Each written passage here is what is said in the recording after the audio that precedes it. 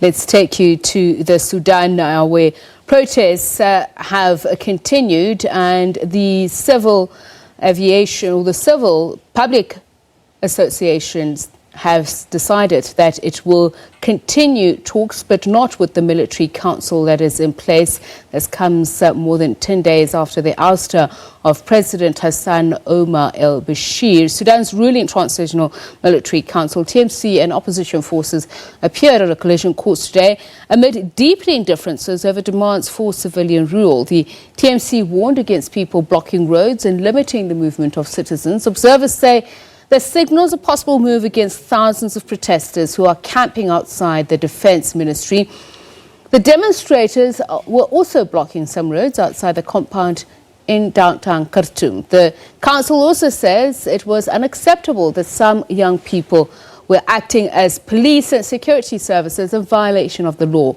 That's in reference to youths who have been searching protesters taking part at the sit-in. But protesters have denounced the statement, saying they will remain until their demands are met.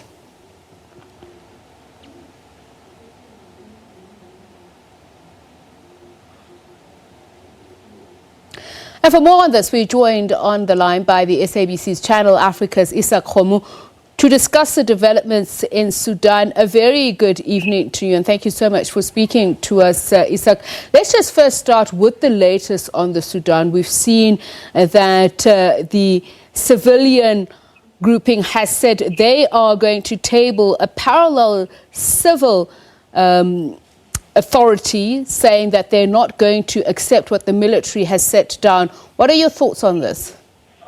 Well, my thoughts are that they are going to an impasse, and that's a very dangerous situation.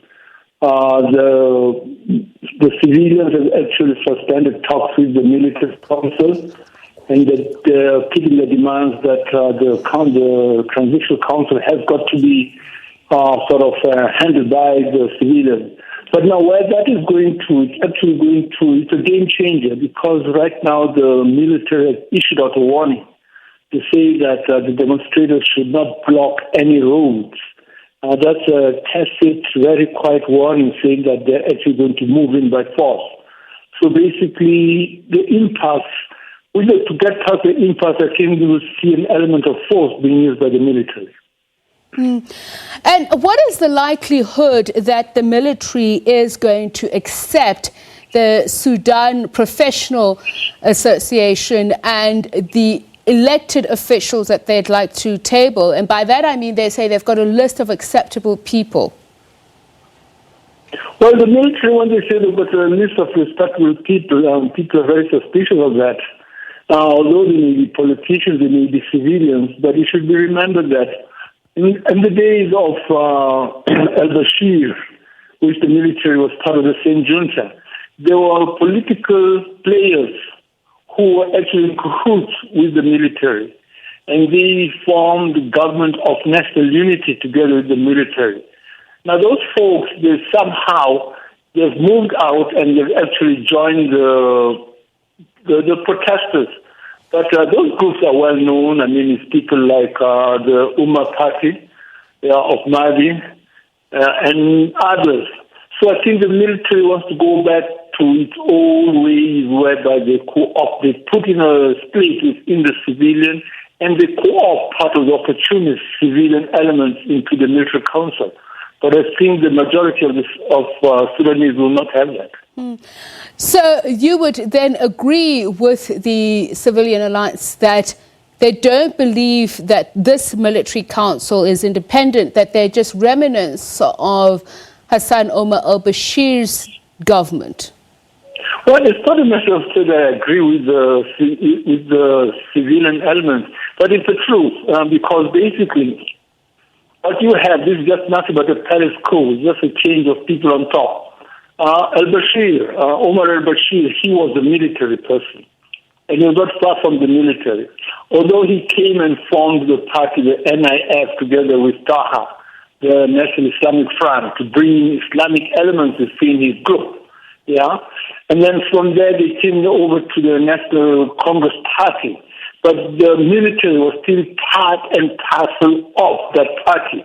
Now, another thing is this, that the elements that the military is talking about, the civilian elements that they want to bring in, it is basically the Islamic elements who are part of the NIF, the National Islamic Front, who are still there, and they're a very big part of the coalition between the military and the civilian element.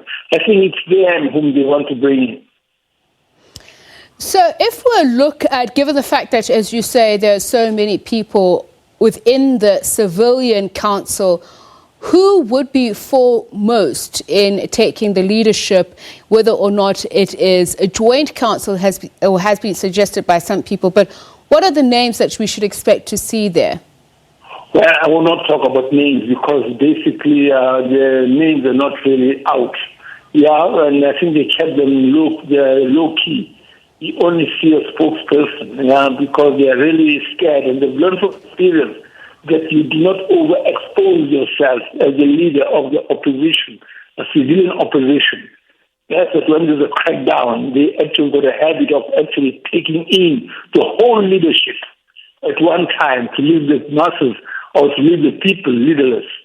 So basically, I would not know who the people are, but basically what is happening, it's this, that the civilian leadership, I think they've also got a problem. They've not yet come up with their own list of people.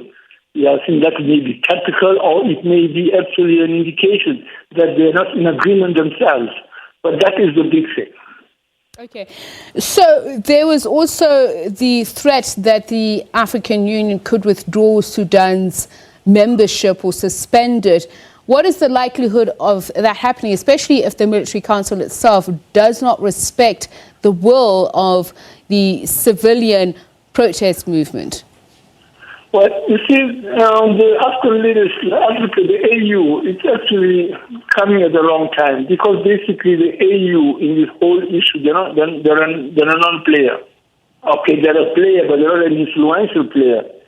To be an influential player in this situation, you must have leverage. The AU does not have leverage on either party. The only thing they can say is to threaten and also to implement a boycott or a suspension of the country. It has happened many times before. But then the real players in this in the Sudanese situation, it's none of the African players. It is actually the Gulf countries, the two Gulf countries of Saudi Arabia and the UAE, that is Arab Emirates. Now, those are the people who are backing the military junta. They're backing the military junta, they're in cahoots with the military junta. In fact, this sort of palace coup, it has been orchestrated by the Gulf countries, simply because the man in charge now, General Burhan, he was in charge of the integration or the sending or the implementation of the issue of Sudanese forces being sent to Yemen. Sudan is part of the Saudi coalition in fighting against the Houthis. And the number two in charge is a gentleman by the name of General Hemedi. General Hemedi was actually in charge of the Janjaweed, which has been upgraded into a full army unit. Now, the Janjaweed are the units which have been sent to Yemen. So you find that the two important people who are in power now, who are holding power in Sudan, they have very close relation, working relation with the Saudis. So basically the Saudis, they are game changers. They have got the leverage, they've got the money, and they can actually take the place to higher levels. As far as the finances are concerned, the AU does not have that influence on Sudan. Thank you very much, Izak Khomo of Channel Africa here at the SABC. Moving on now to other news.